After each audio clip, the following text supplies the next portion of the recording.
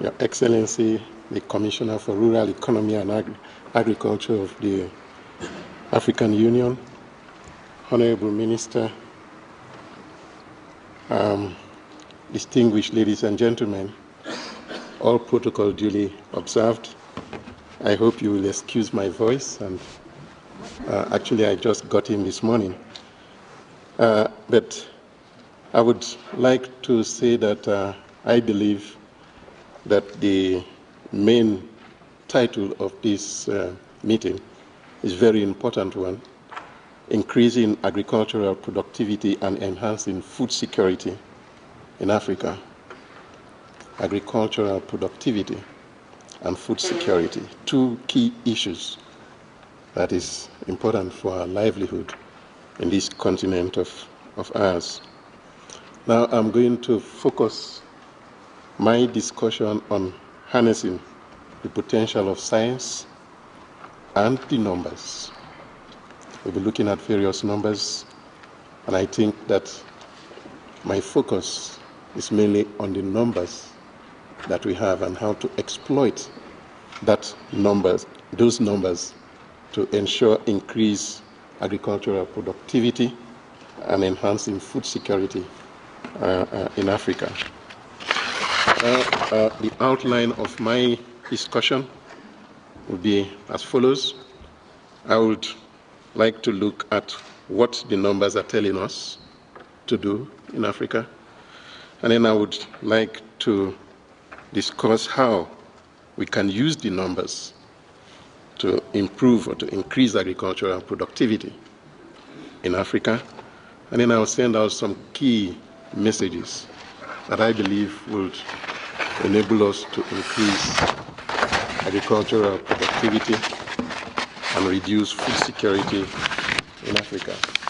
So basically, what I will be doing with these numbers, I would look at historical trends, and try to put into perspective where we stand with regards to agricultural production and productivity and food security. Are we remaining stagnant? Are we making progress? Are we declining? Or are we increasing productivity in this continent of ours? And then I'll be comparing our status in agricultural production and productivity with what is happening elsewhere in the world, in other developing regions of the world. And then I'll be making some projections. How our population growth is affecting food availability, accessibility in Africa. And then I'll be looking at our environment today and our environment, in the future for sustainable agricultural activities. Now let's look at per capita food production. And if you take a look over the last 5 decades, you will see that Africa lags behind compared to other regions of the world. And I think that this is really very serious, because if you look at it, all countries that are non-oil producing countries that have gained industrialization first improved their agricultural production, their agricultural productivity. This is true for countries in Europe. It is true for countries in North America, USA, Canada. It is true for Japan. And I think it is true for the emerging economies, India, China, Brazil. You first have to increase your agricultural productivity to be able to make progress in other sectors. And Africa have not gone there yet. We're lagging behind. For 5 decades, we're lagging behind other regions of the world. Particularly in the 90s, we went down. And if you look at it in the 90s, that was when investment in agriculture went down, based on issues that I would not like to go into today. But again, we started picking up, as was mentioned by some of the speakers before me, in the 2000 era, but we need to ask ourselves a question. The increase that we've seen in the last decade or so, how did we get that kind of increase? Is it because we've increased our yields per unit area? Or is it because we've expanded the area under cultivation? I think basically what we've done is to expand the area under cultivation. And that is a dangerous increase. It is a dangerous increase because it destroys the environment. Yes, we all agree. We have 60% of world available arable land in Africa today. But that is not the way to exploit it. Because if you look at the other regions of the world, Asia, Latin America, you name it, they've been able to increase production through intensification. Latin America started the Africa way, expanding the area. Then they realized that that is dangerous, and they changed strategy and went into intensification. And Africa must do the same if we want to get stable increase in agricultural production and in agricultural productivity. So the message is intensification against expanding the area. The message is intensification against depleting your land. We have to cater for today. We have to cater for tomorrow. We have to cater for our children and for our children's children. And to be able to do that, we have to keep a healthy, clean environment, for all of these groups that I have mentioned. The next slide is basically saying the same thing. We're looking this time at staple yields, cereal yields in Africa. It's the same picture. We tend to remain. Africa is the one at the bottom there, compared to other regions of the world. And I see that even the gap, as is the case in productivity, is increasing, with time. And Africa must do everything to close that gap. And I'll be talking about that later on. But let's look at population growth. And let's see where we are today. Today, at 2.6%, our population growth rate is much higher than any other region of the world. And at that level, we've come pretty fast to 1 billion Africans today. And 1 billion Africans, we've not been able to produce enough food to feed these people. In fact, we need to import 20%, 25%, up to 25% of our requirements. In 2008, the continent spent something like, I believe we spent something like $16.7 billion US to import food that we can actually produce in this continent. We have countries that are amongst the poorest of the poor, and yet they spend valuable foreign exchange to import food that they can produce.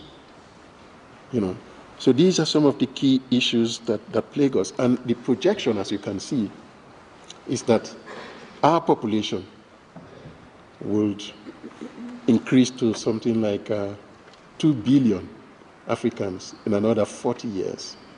2 billion Africans. And I think that this is really serious. 40 years' time, we've started making some projections, and we do know that Africa will be hit by the effect of climate change. In fact, it is projected to be much more severe in Africa than in any other regions of the world. There was a study by Stanford University and the Global Crop Trust Fund in which they said that at that time, some regions in Africa, some locations will be so hot, so dry, that the maize varieties that we are currently cultivating will be inviable at that time. So Africa should begin to think of what to do. We can't feed ourselves today. 40 years' time, our population will double, and it means that the demand for food will more than double, and it means that we probably need to produce 3 times what we are producing today to be able to close that gap to feed our population in 40 years' time. So what do we do? How can we manage this? We should begin to look at our status, and we should begin to look into the future to see what we can do to increase production and productivity. We have everything that it takes to do that. We have the land, we have the water, we have the good environment, we have the people. We have the active people. Demographically, we have the youngest population compared to any other regions of the world. So we have the people. So why shouldn't we begin to look into the future? Of course, solve today's problem, but at the same time look into the future. So this is why I believe that the issue of foresight thinking, strategic thinking, so that we determine tomorrow's problem today, so that we tackle tomorrow's problem today. When I say tomorrow, I'm referring to 5 years, 10 years, 40 years from now.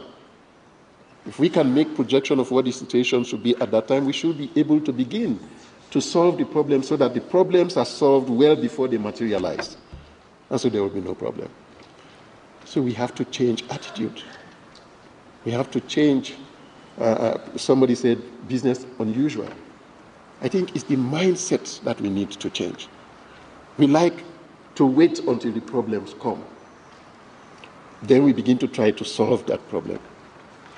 But there are lots of opportunities out there that we should exploit to solve the problem when the problem comes. And I think that changing mindset is very important. The next slide talks about agricultural productivity and poverty reduction and what has been done in various parts of the world. I would like to compare where Africa stands and where Asia, South Asia stands. Several years ago, they would say that South Asia and Africa constitute something like 80% of the poor people in the world. And what did Asia do? Of course, the Green Revolution went to Asia. And I believe that the Green Revolution is one of the greatest contributions that science has made, to human being. Africa has not seen the Green Revolution yet. And quite a number of institutions, including the Alliance for a Green Revolution in Africa, are working very hard to get us there, to realize that Green Revolution. But African government, private sector, philanthropists must invest in our agriculture. We must spend money. South Asia is getting out of that trap, mainly because they've invested in their agriculture. They've invested in agricultural research and development. And look at the trend. When they invest in agriculture, they increase yield. You increase yield, commensurately you bring down poverty. Look at what is happening in Africa. Very low investment, or little or no investment, and our yields remain stagnant, and poverty remains very high. Investment in agriculture by all sectors is very important. Today, private sector investment in agriculture and agricultural research and development is less than 2%, compared to the developed world, where we're talking of something in excess of 60%. And I think everything hinges on investment. Of course, there's need to coordinate ourselves and things like that, but it hinges on investment. So these numbers are telling us where we are. These numbers are telling us what we should do. And the numbers that I'm going to quote, the numbers are right when they say that 600 million Africans are employed in agriculture. Our population is about 1 billion. 2/3 of that population earn their livelihood, attain their food security through agricultural activities. And I think that 600 million is a good number. It's a huge number. It can make a difference if we unite, if we come together and get our voices to be heard. You know, and the figures doesn't write when they said that our GDP growth is 2 to 4 times much more effective in lifting people out of poverty compared to any other sector. And the World Bank survey showed that for every 1% increase of crop yield, we'll be able to lift 2.1 million Africans out of poverty. Our yields are still very low. It takes us to organize ourselves, even to give external inputs to be able to increase our yields. So it's a question of changing mindset and doing the right thing. And I think that the next slide will show how returns, how agriculture has got much higher returns to investment compared to any other sectors. All these sectors are listed there.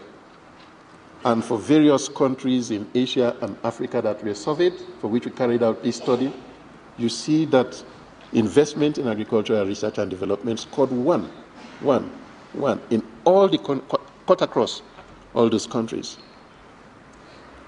showing that investment in agricultural research and development is the right thing to do. But if we look at the next slide, which showed expenditure from 25 countries, I believe, government investment in various sectors, agriculture, the red line, lags behind other sectors. Most of the investment goes into education, it goes into health, it goes into social security and welfare. These are really very important areas as well. Why don't we give equal emphasis to agriculture? Why don't we give equal emphasis to infrastructure, like communication and transportation, that will help to boost agricultural activities? That is the big question for our governments. And I think that even if you look at those sectors that are getting more, I am saying that we give equal emphasis as well to agriculture. So what those numbers are really telling us is that we need to improve agricultural productivity. And we need to urgently do that to be able to close the gap between Africa and the rest of the world. And when we're talking of productivity, we're talking of total factor productivity, land productivity, labor productivity, profitability. And that productivity should combine all the available resources, productive resources. And here we're talking of land, as I've mentioned, water, labor, and we're talking of infrastructural development. And so these are some of the key issues that we need to look into, that we need to define. And is improvement in productivity attainable in Africa? I will say yes. And few countries have demonstrated that. But I will give the example of Ghana. Ghana increased productivity over the last 20, 30 years. They've been increasing investments into agricultural research and development.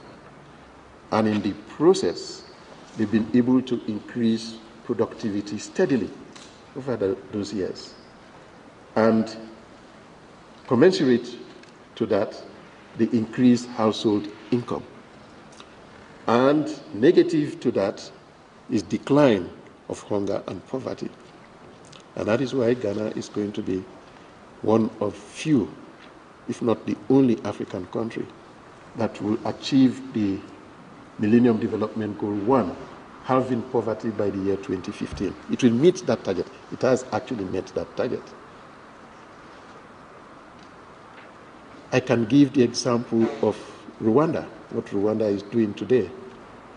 Rwanda has been able to increase the calorific uptake, and went beyond the value given by the World Health Organization. It stands at something like 2,300 calories per day per person. But that is the average. They still have some poor people, because basically what he's saying is that they have attained food security. I can give the example of Malawi. Malawi brought in the vouchers for food. And the voucher is to get pure seed, is to get fertilizers, to get other chemicals. 1 year after it was introduced in 2006, they doubled production. Second year, they tripled production, so much so that they were able to export 400,000 metric tons of maize to neighboring countries, and even contributed 10,000 tons as food aid. Of course, there are problems as to whether that can be sustained and things like that, but is it attainable? Yes, it is attainable, and it takes us coordination for us to be able to do that. It takes what have been mentioned by speakers before me, Schengen mentioned it, that we need to do business unusual. And I am saying, coupled to that, we need to take radical approach. We need to make radical interventions, because there is no silver bullet that can solve the problem. Our production systems are very diverse, very dynamic. It is not like in Asia. The major crop is rice. The major system is irrigated system. Our systems are very diverse, very dynamic. Our crops, staple crops, are many. So it takes several interventions. And this is why the Inter-Academic Council, which was commissioned by our own son of the land, Kofi Annan, when he was UN Secretary General, and today he is the chairperson of AGRA, he commissioned that study by the Inter-Academic Council, realizing the promise and potential of African agriculture. And that study said that Africa should come up with uniquely green revolution, what we call rainbow revolutions. So it calls for several green revolutions, and it calls for several interventions. And we need to target, and this is what AGRA is doing today, target, to make sure that we attain green revolutions in different parts of the continent and spill over to other areas with similar conditions, So basically, this is what we're saying. The radical interventions calls for us to look at issue of closing the gap, the productivity gap. It calls for us to look at the policy issue, the investment issue. It calls for us to look at the infrastructural, deplorable infrastructural issue that we have in the continent. Our roads, our markets. Roads are inaccessible, our markets are small and fragmentary. So it calls for us to take a radical look at all of these issues, and in each country address these issues to be able to get the green revolution to come to come to Africa, and for us to increase productivity, and for us to reduce poverty. So what are we doing to address this problem? Of course, our political leaders came together and agreed that they should create NEPAD, the New Partnership for Africa's Development. NEPAD and the AU Commissioner is here with respect to Madame Tumisime. AU championed this exercise. AU got a unit within itself, known as NEPAD, to drive the process. And of course, they coming together, realizing the importance of agriculture, developed the CADEP, the Comprehensive African Agricultural Development Program. Speakers have spoken about the CADEP before me, so I'm not going to go into details. But the CADEP vision is that this continent, on average, should attain a minimum of 6% agricultural production growth rate, which translates to something like 4.4% total factor productivity. It all hinges on productivity. And at that level, There are certain objectives that we must attain. We must develop dynamic markets, intra-African markets. We must ensure that our countries become net exporter of agricultural products, produce more, just like what Rwanda is doing, just like what Malawi is doing today, produce more so that the excess can go to the markets and earn foreign exchange. And that we must ensure availability and affordability of food. And that Africa should play a dynamic role in science, in global science and technology. And of course, in the process, conserve our natural resource base. We are very rich. We are a very rich continent. 60% of arable land is in this continent, worldwide. I'm not going to go into those factors again. But to be able to address this, our government realized the need to increase investment in agricultural research and development. And that was why they came up with that 10% investment in agriculture of their national budget. But I think it was mentioned by speakers before me that only 8 countries have gone to that level. This was supposed, the deadline to get to that level was in 2008. We are in 2011. Out of 54 countries, only 8 have got there. And those countries that have gotten there are doing well. And it includes Rwanda, it includes Ethiopia is gone there, and it includes Ghana is approaching there, not quite there. But we'll see those countries that have invested are doing well. And we're going to emulate from those countries. So everything hinges on the investment that you pump into agriculture, into agricultural research for development. And again, we need to provide evidence-based information that will inform decision-making, policy decision-making. And we need to claim ownership.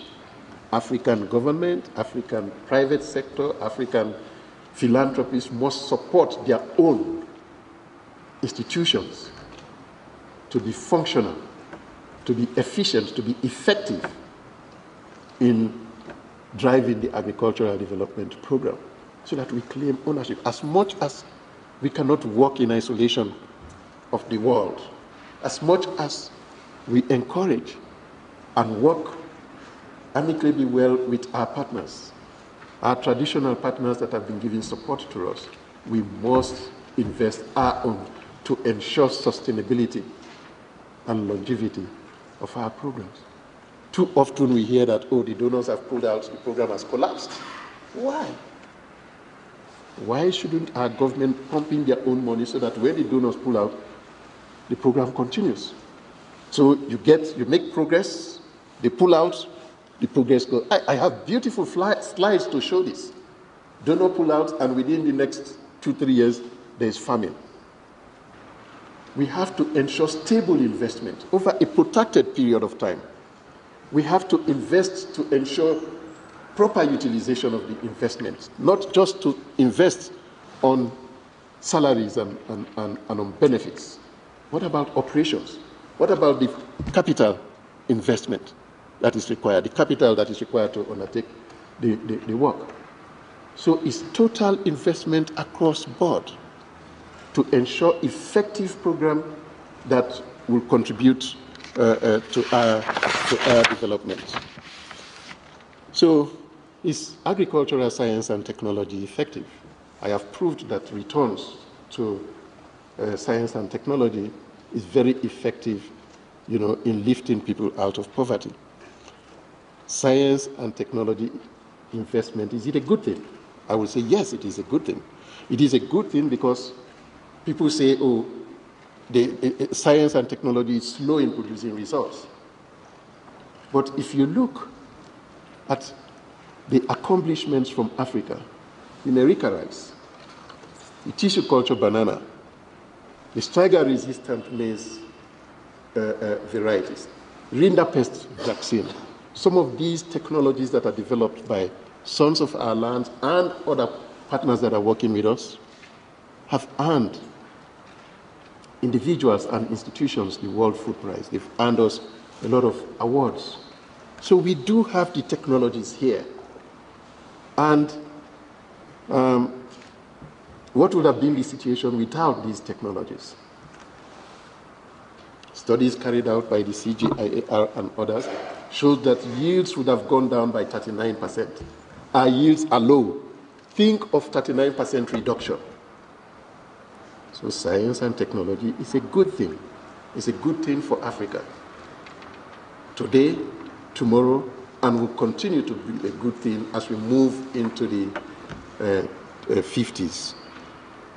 So we must invest in it because it generates the knowledge, it generates the technology, it generates the pathway for dissemination of those technologies, and at the same time, it generates the information that we could use to develop our policy. And so we must invest in science and technology. But under what context can science and technology contribute to the impact?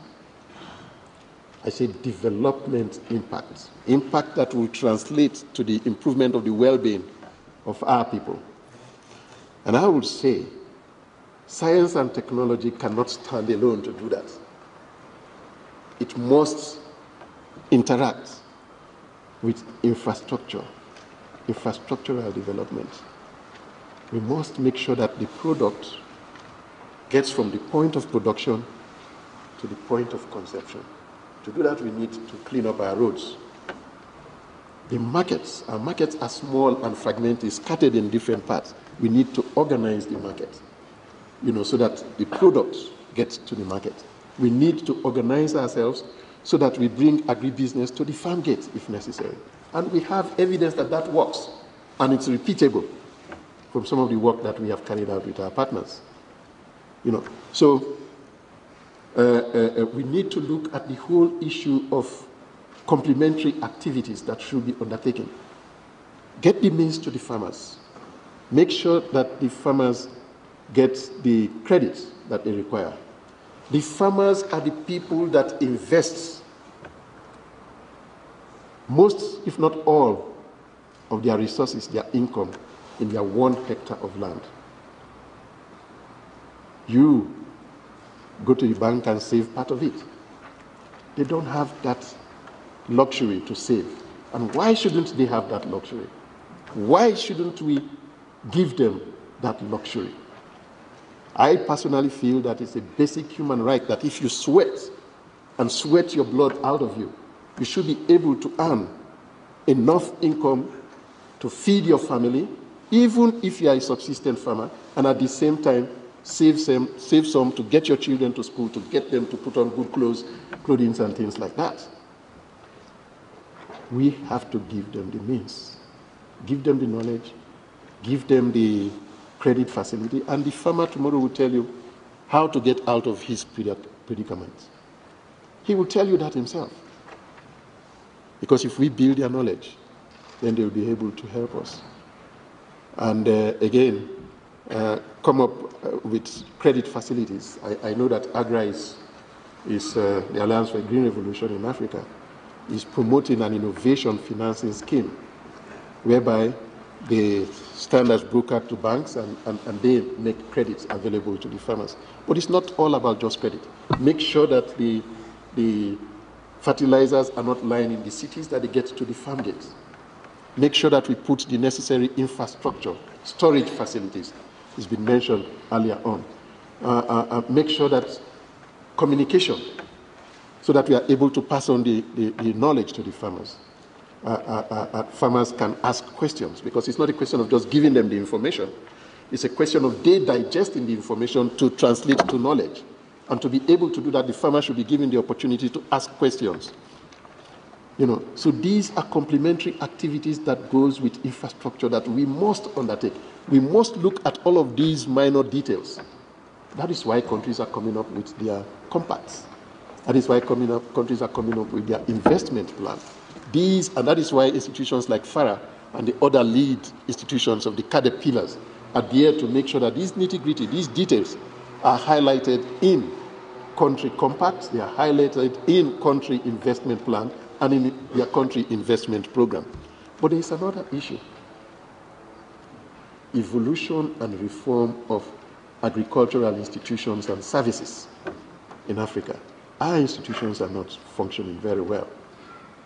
If we look at Pillar 4 of the CADEP, which relates to agricultural research, technology, dissemination, and adoption, the institutions that should be there is not just research. Extension should be there. And education, training should be there, because that pillar is looking at capacity strengthening. Break that wall that separates all of these institutions. Bring institutions together.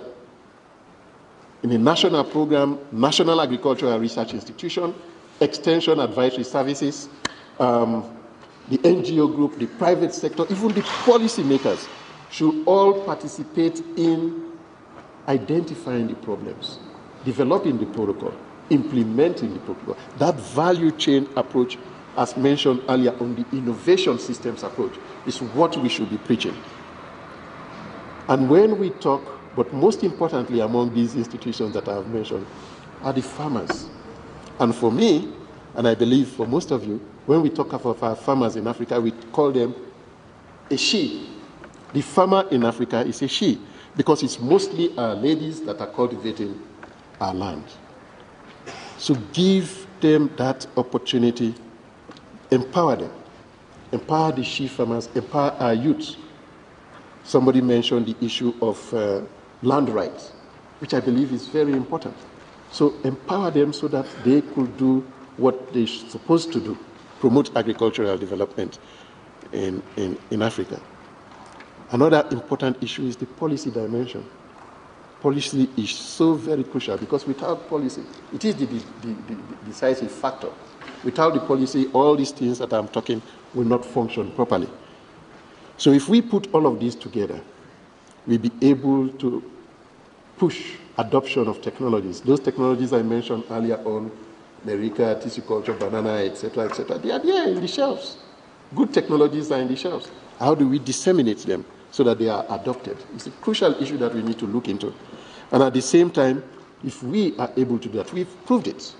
We'll be able to increase production and productivity. We'll be able to create the impacts, get people out of poverty. What is happening in Africa today is what we call islands of success. The technologies that we have developed that eventually ends up with 1 ton, we end up with 1 ton per hectare, can give twice that amount. Those technologies can ensure increase in agricultural production and productivity if they are widely disseminated and used, by our farmers. So in effect, the policy dimension is very important, and I'm going to show the importance of that in the next slide, which actually is a quote from James Mosley, the U.S. Deputy Secretary in the Department of Agriculture, and he said, in the past decade, there has been a narrowing of the gap between scientists and farmers. I'm happy to hear that. But a widening gap between scientists and policy makers and policy shapers. So the policy issue, we need to bring them into fold. I know that institutions like FARA, institutions like AGRA, the CG centers, we've all been trying to bring the civil society group, the farmers organization, the private sector, we've been trying to relate to them. But the policy makers, we need to relate with them as well. So I'm going to repeat that slide that I've shown earlier on, but I am going to extend it to show how we, in research, can provide the necessary information to the policy shapers. And the policy shapers are the farmers' organization. Don't forget what I said earlier on about numbers. And the agribusiness and the consumers. Over 600 million people we're talking about. And I'm going to say that if we support these people, we're going to get to where we want to get to. And I'm going to use a powerful statement from an elderly American who said that I am not a number, one number. I am not a line item on the budget. How many farmers, African farmers, is in your budget? Is in our budget. And then I am certainly not a pushover. I cannot be left out completely. So Washington, he was talking to the Congress in Washington. Before you even think about cutting my Medicare and Social Security benefits, here is a number you should remember. Those elderly people are 50 million in the US. We're talking of over 600 million farmers and other players that earn their livelihood through agricultural activities in Africa. This guy went further to say, we have 50 million seniors who earned our benefits, and you will be hearing from us. He was talking with authority today and on election day. And this is why I'm saying that the numbers can shape policy. If we organize them, if we get them so that their voices are heard by our political leaders and our policy makers. It's a powerful statement. And I thought that I should bring this to you. So in effect, basically what I'm saying here is that our farmers we should relate to our farmers, and our farmers, together with us, scientists, extension workers, educators, should be able to relate to our government for our voices to be heard. So, ladies and gentlemen, we need to strengthen our relationship with farmers and farmers' organizations. We need to join hands with this body, to promote advocacy. That is absolutely required, because advocacy at political level and at other levels is very important, and we need to deepen our engagement with the consumers. Again, the key messages that I would like to say is that agricultural productivity is attainable. Policy, like the other issues, whether it's science and technology, infrastructural development, building institution, is very important, but policy is key. And it is the decisive issue for us to increase agricultural productivity and reduce poverty in Africa. And to be able to do this, we need to join hands with the numbers, our farmers and others, so that they advocate for us at that policy level. And with that, we should be able to promote agricultural activities in Africa. Sorry, I couldn't go into the extent that I wanted to go to with the last 3 slides, because I believe that I have gone beyond the 20 minutes that was given to me for this presentation. But I would like to thank all of you for your patience, and to say that with your support, for us to join hands with the farmers, with the policymakers, and other players in agricultural research for development, we're going to increase food productivity in Africa, and we're going to reduce poverty in Africa. But when? We need to change mindsets. We need to take radical steps, radical interventions to be able to do that. We need to think today for tomorrow and for several years to come. Thank you very much, Madam Chairperson.